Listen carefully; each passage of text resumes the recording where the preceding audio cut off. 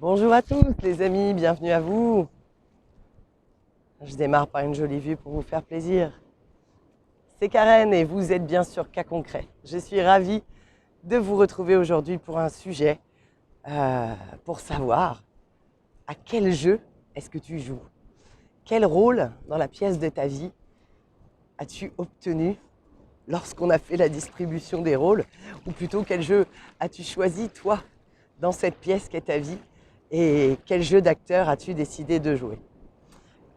Le but de cette vidéo, ça va être bien sûr de vous aider à mieux vous connaître pour pouvoir éventuellement justement rester dans le rôle qui est le vôtre, s'il vous plaît, ou à en sortir.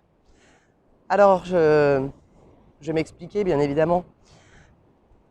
Il faut savoir que nous avons tous de manière inconsciente un jeu, donc c'est un cadre qui a été fait par notre mental ego dans lequel on se définit. Alors il peut y avoir plusieurs jeux, il peut y avoir le jeu de la personne fragile, donc par exemple quelqu'un qui va être souvent malade. Alors quand je dis malade, c'est pas forcément des grosses maladies, ça peut l'être aussi, hein, mais de la personne qui a tout le temps mal à la tête ou qui a tout le temps des maux de ventre.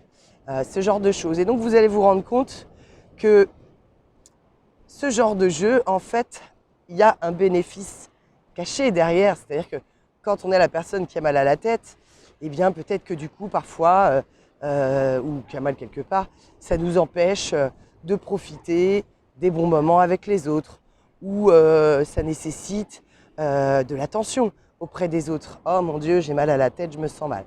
Alors je sens d'avance évidemment que si vous-même vous avez mal à la tête, vous allez dire oui, mais attends Karen, moi j'ai vraiment mal à la tête. Ben, bien sûr que vous avez vraiment mal à la tête, puisque nous sommes des créateurs absolus, je le rappelle, et qu'effectivement, tant que vous penserez que vous avez tout le temps mal à la tête, eh bien c'est effectivement ce que vous manifesterez dans votre réalité, parce que vous y croyez tellement du fond de vos tripes.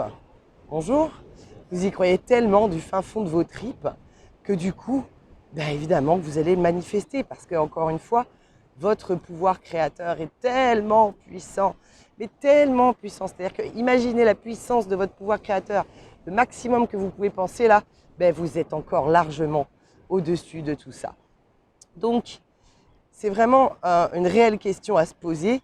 Est-ce que, par exemple, quel rôle vous jouez? Donc, est-ce que, par exemple, vous jouez le rôle de celui ou celle qui n'est pas assez, qui a l'impression de ne pas être assez important pour ses enfants ou son mari ou sa femme, qui est donc négligé, qui aimerait plus d'attention. Donc ça, c'est pareil, c'est un rôle.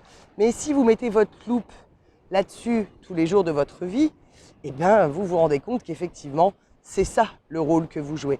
Celui dont on ne s'occupe pas assez, celui qui n'est pas assez important aux yeux des autres. Donc celui qui est déçu, bien sûr, de ne pas être assez important aux yeux des autres, ou qui se dit qu'il est mal aimé, ou voilà, tout ce genre de choses. Après, nous avons aussi d'autres jeux du type, mais ceux-là sont un peu moins courants, j'allais dire. Celui qui joue au jeu de je réussis tout ce que j'entreprends, tout.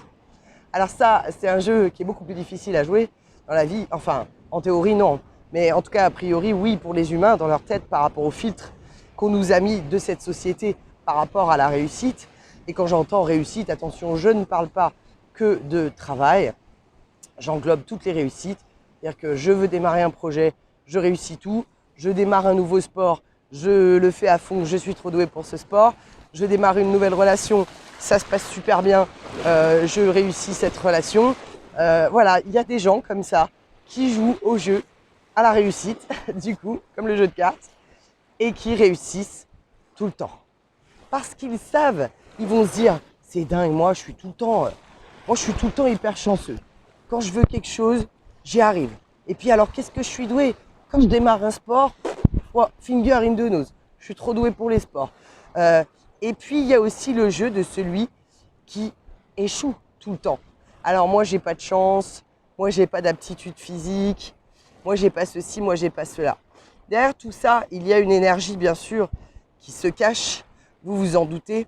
L'énergie de la réussite, même si du coup, elle va peut-être être plus agréable à vivre de ce qu'on pourrait en penser, en tout cas aux yeux des autres, puisque l'énergie de la réussite, bah oui, quand les autres nous regardent, voilà, mais bon, ça peut générer de la jalousie aussi aux yeux des autres, donc l'énergie de la réussite peut faire que l'on se sent seul, alors que l'énergie du coup de rater fait que on va se retrouver dans un rôle de victime, et puis on va plus aussi se confondre avec la masse de la population, puisque je vous disais, le jeu de la réussite, il y a beaucoup moins de monde qui y joue, et on va se retrouver à se dire, bah ça va, parce qu'on est une espèce sociable encore une fois, donc on n'a pas envie d'être seul dans ce monde. Donc il est bien plus facile de jouer au jeu de l'échec ou au jeu de je suis comme la majorité des gens, plutôt que de jouer au jeu d'être différent. Parce que le jeu de l'échec, du coup, on va plus se retrouver, on va pouvoir dire aux gens, t'as vu, j'ai mis ça en place, et puis ça n'a pas marché. Oh voilà, j'ai vraiment pas de chance, moi à chaque fois que j'essaie de faire quelque chose, ça marche pas. Il y a toujours un truc qui vient m'empêcher de... voilà, et ça on a tous tendance à le faire, je veux dire même moi je le fais. Hein. Donc voilà, encore hier par rapport à mon projet Mémoire d'une étoile, j'ai reçu, je voulais mettre en place quelque chose, j'ai reçu des nouvelles de la légalité, puisqu'on vit dans un pays où il faut respecter une certaine légalité, et je peux pas le faire à moins de faire ça, bref, encore 15 milliards de trucs. C'est l'administration française, c'est comme ça. Mais effectivement, je me suis dit, c'est pas possible. Et vous voyez ce rôle dans lequel on se met. Donc on a toujours des rôles comme ça. Mais prendre conscience de ces rôles, c'est aussi pouvoir justement s'en extirper. Parce que justement, à chaque fois que vous allez avoir une phrase ou une pensée, vous allez voir que ça vous fait retourner dans ce rôle, eh bien c'est à ce moment-là que vous allez vous dire, non mais attends, j'ai dit que je voulais sortir de ce rôle. J'ai dit que je voulais jouer à un autre jeu. Ce jeu d'acteur-là, pour moi, c'est terminé. Je veux jouer à cet autre jeu d'acteur, d'actrice là. Donc, vous allez pouvoir modifier vos pensées, modifier votre vibration. Alors bien sûr, soyez indulgents et patients avec vous-même. Ça se fera au fur et à mesure. N'oubliez pas que c'est les petits ruisseaux qui font les grandes rivières. Donc, il va falloir surveiller vos pensées pendant quand même un certain temps avant que ça devienne un automatisme. Hein. C'est une habitude se crée par la répétition consciente jour après jour. Donc, il faut bien sûr que vous ayez cette motivation, cette envie, du coup, qui vous apportera une envie assez forte, qui apporte une motivation assez forte pour pouvoir faire la répétition nécessaire avant que ça devienne une habitude. Je le dis régulièrement, la répétition est la mère du succès, toujours. Mais la répétition ne peut venir que de nous, d'un travail conscient de nous-mêmes sur notre propre personne et nos pensées, nos actes, nos paroles, etc.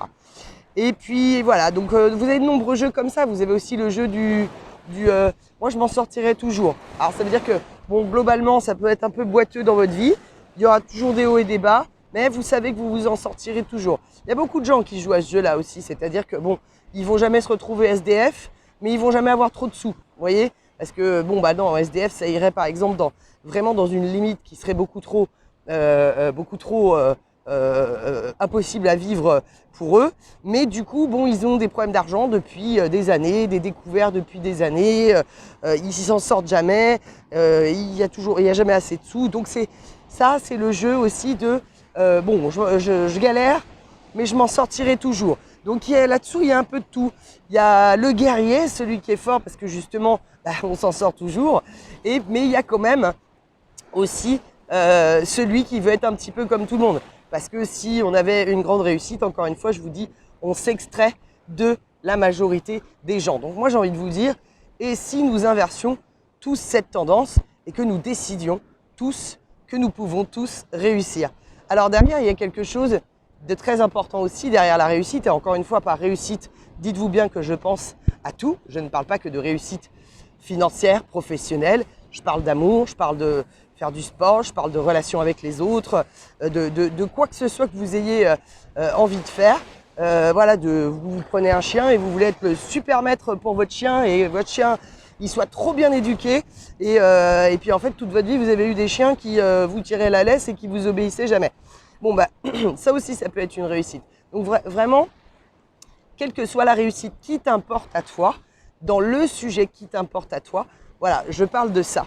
Si on inversait tous cette tendance et que justement on se mettait à vibrer la réussite, eh bien, on pourrait aussi inverser la tendance généraliste de notre monde qui consiste à dire qu'effectivement, la plupart des gens ne réussissent pas vraiment ce qu'ils veulent.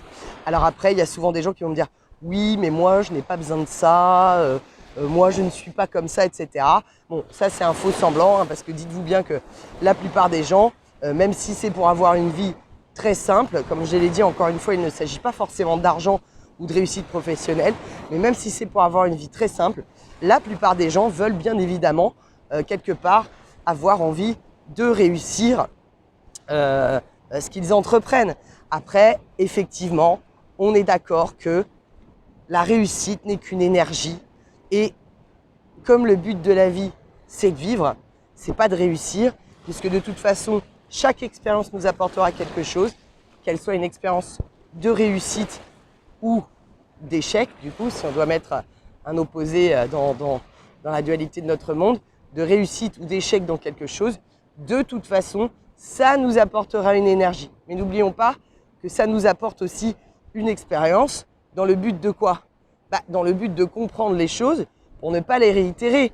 Dans le but de toute façon, on progresse, mais on peut progresser d'un côté ou on peut progresser de l'autre. Donc voilà, je voulais vous amener un petit peu sur cette réflexion, chers amis, pour vous dire bien sûr que la réussite, le jeu, pardon, de réussite ou d'échec que vous jouez dans votre vie, demandez-vous quel personnage incarnez-vous, quelle est la phrase que vous vous demandez le plus souvent en vous disant « Ah, c'est vrai que moi, de toute façon, je suis comme ça » ou « Ah, de toute façon, je m'en sortirai toujours. De toute façon, moi, ça marche jamais les choses pour moi. De toute façon, moi, j'ai une santé faible. De toute façon, moi, je suis timide et j'arrive pas à parler aux autres. Ah, mais moi, de toute façon, je suis trop gentille. Nanana. » Rappelez-vous, j'avais fait une vidéo sur « Êtes-vous trop gentil ?» Je vous rappelle, si vous êtes en train de penser que vous êtes trop gentil, eh bien, je vous invite à aller voir la vidéo sur la chaîne Cas Concret, bien sûr, parce que vous allez comprendre qu'est-ce qui se cache derrière cet effet du pourquoi vous êtes gentil ou gentil. Allez, je vous rappelle, bien sûr, n'oubliez pas de liker et partager cette vidéo parce que vous m'aidez avec les algorithmes. Rappelez-vous, c'est une vraie galère en ce moment. Les algorithmes, je n'en peux plus. Donc, ils nous bousillent tout et je ne suis pas la seule. Je parle avec beaucoup de youtubeurs et c'est vraiment très difficile. Je vois des youtubeurs qui ont 200 000 vues sur leur chaîne et qui sont vraiment, je ne sais pas si vous avez eu le chien dans le cadre, du coup, il est trop mignon, et qui ont 200 000 abonnés sur leur chaîne et qui ont à peine des 10 000 vues. On a à peine des 5% par rapport au nombre d'abonnés sur notre chaîne. C'est à peu près le prorata que moi j'ai aussi de vues et ça devient très très dur. YouTube contrôle tout et fait en sorte, bien sûr, de nous enquiquiner. Donc voilà, n'oubliez pas de liker et de commenter et de partager cette vidéo si vous le souhaitez pour me filer un petit coup de main. Ça sera super. Et puis bien sûr, allez faire un tour, c'est marqué dans la barre de description, sur mon dernier projet, Mémoire d'une étoile. Et surtout, surtout, partagez-le avec vos proches aussi. Allez, je vous fais des gros bisous. Je vous dis à bientôt. Prenez soin de vous, je vous aime. Et rappelez-vous qu'on peut changer de rôle quand on veut. Bye bye.